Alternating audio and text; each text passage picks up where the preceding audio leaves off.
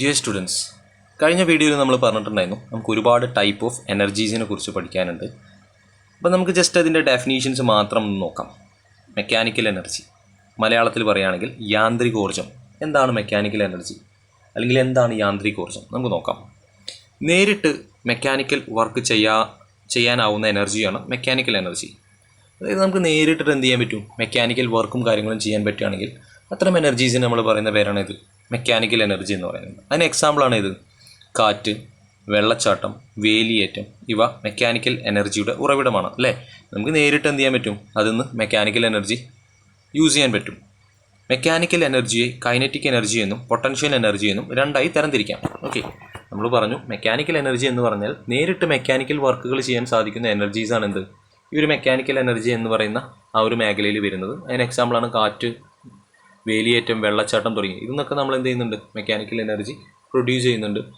പിന്നെ അതിൽ ഇമ്പോർട്ടൻ്റ് ആയിട്ടുള്ള പോയിന്റ് എന്ന് പറഞ്ഞാൽ മെക്കാനിക്കൽ എനർജിയെ നമ്മൾ പ്രധാനമായിട്ടും രണ്ടായി തരംതിരിച്ചു. പൊട്ടൻഷ്യൽ എനർജി എന്നും അതുപോലെ തന്നെ കൈനറ്റിക് എനർജി എന്നും. ചെറുപ്പം മുതൽ നമ്മൾ കേട്ടുവരുന്ന രണ്ട് കാര്യങ്ങളാണിത്. ഫിസിക്സിലൊക്കെ 10ാം ക്ലാസ് മുതൽ 10ാം ക്ലാസ്സിന് മുന്നേ തന്നെ നമ്മൾ എന്ത് ചെയ്യുന്നുണ്ട്, ഈ കൈനറ്റിക് എനർജിയെക്കുറിച്ചിട്ടും അതുപോലെ തന്നെ പൊട്ടൻഷ്യൽ എനർജിയെക്കുറിച്ചെല്ലാം പഠിച്ചു വരുന്നുണ്ട്. അപ്പോൾ നമുക്ക് ആദ്യം എന്താണ് കൈനറ്റിക് എനർജി, പൊട്ടൻഷ്യൽ എനർജി നോക്കാം. കൈനറ്റിക് എനർജിയുടെ മലയാളം എന്ന് പറഞ്ഞാൽ ഗതികോർജ്ജം എന്നാണ്. പൊട്ടൻഷ്യൽ എനർജിയുടെ മലയാളം എന്ന് പറഞ്ഞാൽ സ്ഥിതികോർജ്ജമാണ്. ഓക്കെ, പൊട്ടൻഷ്യൽ എനർജി സ്ഥിതികോർജ്ജവും കൈനറ്റിക് എനർജി ഗതികോർജ്ജവുമാണ്. നമുക്ക് നോക്കാം. ഒരു വസ്തുവിൻ്റെ ചലനം മൂലം ഉണ്ടാകുന്ന എനർജിയാണ് കൈനറ്റിക് എനർജി. എന്താ പറയുന്നത്, ഒരു വസ്തുവിൻ്റെ ചലനം മൂലം ഉണ്ടാകുന്ന എനർജിയാണ് കൈനറ്റിക് എനർജി. ഒരു വസ്തുവിൻ്റെ സ്ഥാനം മൂലം അതിൽ സ്റ്റോർ ചെയ്യപ്പെടുന്ന എനർജിയാണ് പൊട്ടൻഷ്യൽ എനർജി. ഓക്കെ, ഞാൻ ജസ്റ്റ് ഒരു എക്സാമ്പിൾ വെച്ചിട്ട് പറഞ്ഞുതരാം. നമ്മൾ പറഞ്ഞു മെക്കാനിക്കൽ എനർജിയെ നമുക്ക് രണ്ടായിട്ട് തരംതിരിക്കാം. ഒന്ന് പൊട്ടൻഷ്യൽ എനർജിയും പിന്നെ ഒന്ന് കൈനറ്റിക് എനർജിയും അല്ലേ. ഗതികോർജ്ജവും സ്ഥിതികോർജ്ജവും. മലയാളം വേർഡ് പഠിക്കുകയാണെന്നുണ്ടെങ്കിൽ നമുക്ക് ഒന്നും കൂടി എളുപ്പമാവും. സ്ഥിതികോർജ്ജം എന്ന് പറഞ്ഞാൽ നമ്മൾ എന്താണ്, സ്ഥിതി ചെയ്യണം, ഒരു സ്ഥലത്ത് സ്ഥിതി ചെയ്യണം, അനങ്ങാതെ നിൽക്കുകയാണ്.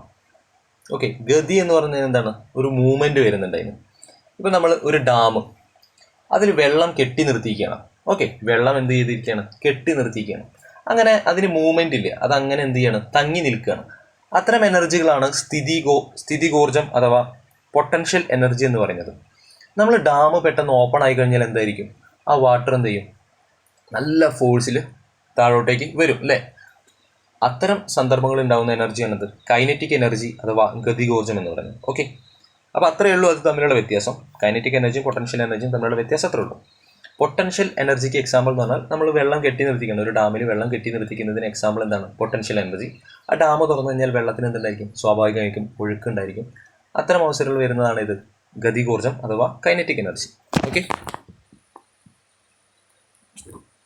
ഇനി നമ്മൾ അടുത്ത് നോക്കാൻ പോകുന്നത് ഇലക്ട്രിക്കൽ എനർജിയാണ്. ഇലക്ട്രിക് ചാർജിൻ്റെ ഒഴുക്ക് മൂലം ഉണ്ടാകുന്ന ഊർജ്ജമാണ് ഇലക്ട്രിക്കൽ എനർജി. അത്രേ ഉള്ളൂ. എന്താണ്, ഇലക്ട്രിക്കൽ ചാർജിൻ്റെ ഒഴുക്ക് മൂലം ഉണ്ടാകുന്ന എനർജി എന്ന് പറയുന്ന പേരാണ് ഇത് ഇലക്ട്രിക്കൽ എനർജി എന്ന് പറയുന്നത്. ഇലക്ട്രിക്കൽ എനർജിയെ എളുപ്പത്തിൽ മറ്റ് എനർജികളായി രൂപാന്തരപ്പെടുത്താം. ജനറേറ്ററുകളിൽ നിന്നും ബാറ്ററികളിൽ നിന്നും ഇലക്ട്രിക്കൽ എനർജി ലഭ്യമാകും. നമ്മൾ നേരത്തെ മെക്കാനിക്കൽ എനർജി പറഞ്ഞിട്ടുണ്ടായിരുന്നു, കാറ്റ്, വേലിയേറ്റം തുടങ്ങിയതൊക്കെ നമുക്ക് കിട്ടുന്നു. അതുപോലെ തന്നെ ഇലക്ട്രിക്കൽ എനർജി നമുക്ക് ലഭിക്കുന്നത് ജനറേറ്റർ, അതുപോലെ തന്നെ ബാറ്ററി തുടങ്ങിയ കാര്യങ്ങളിൽ നിന്നാണ്. പിന്നീട് കെമിക്കൽ എനർജി, രാസപ്രവർത്തനം മൂലം ഉണ്ടാകുന്ന ഊർജ്ജമാണ് കെമിക്കൽ എനർജി എന്ന് പറയുന്നത്. ഇപ്രകാരം രാസപ്രവർത്തനം നടക്കുമ്പോൾ പദാർത്ഥങ്ങൾ രൂപമാറ്റം സംഭവിച്ച് സ്വഭാവമാറ്റമുള്ള പുതിയ വസ്തുക്കൾ ഉണ്ടാകാറുണ്ട്. നമ്മൾ അതൊന്നും നോക്കണ്ട. രാസപ്രവർത്തനം മൂലം ഉണ്ടാകുന്ന എനർജീനെ പറയുന്ന പേരാണ് കെമിക്കൽ എനർജി. അതിന് എക്സാമ്പിളാണ് ബാറ്ററി, പെട്രോള് കാര്യങ്ങളൊക്കെ അതിന് എക്സാമ്പിളാണ് അല്ലേ. ബാറ്ററിയിലൊക്കെ രാസപ്രവർത്തനമാണ് നടക്കുന്നത്. പിന്നെ ഹീറ്റ് എനർജി, തെർമൽ എനർജി എന്നും പറയും, അല്ലെങ്കിൽ ഹീറ്റ് എനർജി. പദാർത്ഥങ്ങൾ മോളിക്യൂളുകളാൽ രൂപപ്പെട്ടിരിക്കുന്നു. മോളിക്യൂളുകൾ സ്ഥിരമായി വൈബ്രേറ്റ് ചെയ്തുകൊണ്ടിരിക്കും. ടെമ്പറേച്ചർ കൂടുന്നതനുസരിച്ച് ചലന വേഗത കൂടുന്നു. ഓക്കെ, നമ്മളതിൻ്റെ ഡെഫിനീഷനും കാര്യങ്ങൾക്കൊന്നും പോകുന്നില്ല. ഹീറ്റ് എനർജി എന്ന് പറഞ്ഞാൽ നമ്മുടെ നോർമൽ തെർമൽ എനർജിയാണ്. നമ്മളിപ്പോൾ ഹീറ്റ് യൂസ് ചെയ്തിട്ടാണ് വെൽഡിങ്ങും കാര്യങ്ങളൊക്കെ നടക്കുന്നത്. അങ്ങനെ ഒരുപാട് പ്രോസസ്സ് എന്ത് ചെയ്യുന്നുണ്ട്, ഈ ഒരു ഹീറ്റ് എനർജി വെച്ചിട്ട് നമ്മൾ ചെയ്യുന്നുണ്ട്. തെർമൽ എനർജിയുടെ യൂണിറ്റ് എന്ന് പറഞ്ഞാൽ ജൂൾ തന്നെയാണ്. ഓക്കെ, ഇതിലേറ്റവും ഇമ്പോർട്ടൻ്റ് ആയിട്ട് നമ്മൾ പഠിക്കേണ്ടത് ഈ മെക്കാനിക്കൽ എനർജി തന്നെയാണ്. മെക്കാനിക്കൽ എനർജി എന്ന് പറഞ്ഞാൽ എന്താണ്, നമുക്ക് നേരിട്ട് മെക്കാനിക്കൽ വർക്ക് ചെയ്യാനാവുന്ന എനർജീനെ പറയുന്ന പേരാണ് ഈ മെക്കാനിക്കൽ എനർജി.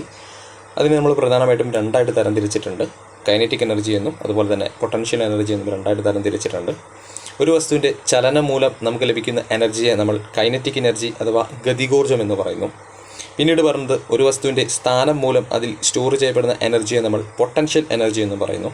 ഓക്കെ, അത്രയും കാര്യങ്ങളാണ്. അപ്പോൾ അതിൽ വേറൊരു എക്സാമ്പിൾ കൊടുത്തിട്ടുണ്ട്. വസ്തുക്കൾ തമ്മിൽ കൂട്ടിമുട്ടുമ്പോൾ കൈനറ്റിക് എനർജി ഒന്നിൽ നിന്നും മറ്റൊന്നിലേക്ക് മാറ്റം ചെയ്യപ്പെടും. ഓക്കെ, കൈനറ്റിക് എനർജി എന്താണ്? രണ്ട് വസ്തുക്കൾ തമ്മിൽ കൂട്ടിമുട്ടുമ്പോൾ കൈനറ്റിക് എനർജി എന്ത് ചെയ്യാൻ പറ്റും? ട്രാൻസ്ഫർ ചെയ്യാൻ പറ്റും. എന്നാൽ പൊട്ടൻഷ്യൽ എനർജി എന്ത് ചെയ്യണം? അങ്ങനെ പറ്റില്ല. നമ്മൾ പറഞ്ഞിട്ടുണ്ടായിരുന്നു, ഒരു ഡാമിൽ കെട്ടി നിർത്തിയ വെള്ളം പൊട്ടൻഷ്യൽ എനർജിക്ക് എക്സാമ്പിളും, അത് ഒഴുകുന്ന വെള്ളമാണെന്നുണ്ടെങ്കിൽ അത് ഗതികോർജ്ജം അഥവാ കൈനറ്റിക് എനർജിക്ക് ഉദാഹരണമാണെന്നൊക്കെ നമ്മൾ പറഞ്ഞിട്ടുണ്ടായിരുന്നു. പിന്നെ ഇലക്ട്രിക്കൽ എനർജി എന്ന് പറഞ്ഞാൽ ഇലക്ട്രിക് ചാർജിൻ്റെ ഒഴുക്ക് മൂലമുണ്ടാകുന്ന ഊർജ്ജമാണ് ഇലക്ട്രിക്കൽ എനർജി. അതിന് എക്സാമ്പിളാണ് ബാറ്ററിയും അതുപോലെ തന്നെ ജനറേറ്ററും. കെമിക്കൽ എനർജിക്ക് ഉദാഹരണമാണ് ബാറ്ററിയും ഗ്യാസോലിനും. ഓക്കെ, പിന്നീട് നമ്മൾ ഹീറ്റ് എനർജിയുടെ പ്രധാനമായിട്ടും നമ്മൾ പഠിക്കേണ്ടത് അതിൻ്റെ യൂണിറ്റ് എന്ന് പറയുന്നത് ജൂളാണ്. ഓക്കെ, ഇത്തരം കാര്യങ്ങളാണ് നമ്മൾ ഈ ഒരു വീഡിയോയിൽ ഡിസ്കസ് ചെയ്യുന്നത്. എനർജി എന്ന് പറയുന്ന ടോപ്പിക്ക് നമ്മൾ കംപ്ലീറ്റ് ചെയ്തു. ഇനി നമുക്ക് ഈ എനർജിയിൽ ചെറിയൊരു ഭാഗം ബാക്കിയുള്ളത് എനർജി കൺവേർഷനാണ്. ഒരു സ്ഥലത്ത് നിന്ന് മറ്റൊരു സ്ഥലത്തേക്ക് എനർജി കൺവേർഷൻ ചെയ്യുന്ന ചെറിയൊരു ഭാഗം കൂടിയാണ് കംപ്ലീറ്റ് ചെയ്യാനുള്ളത്. Thank you.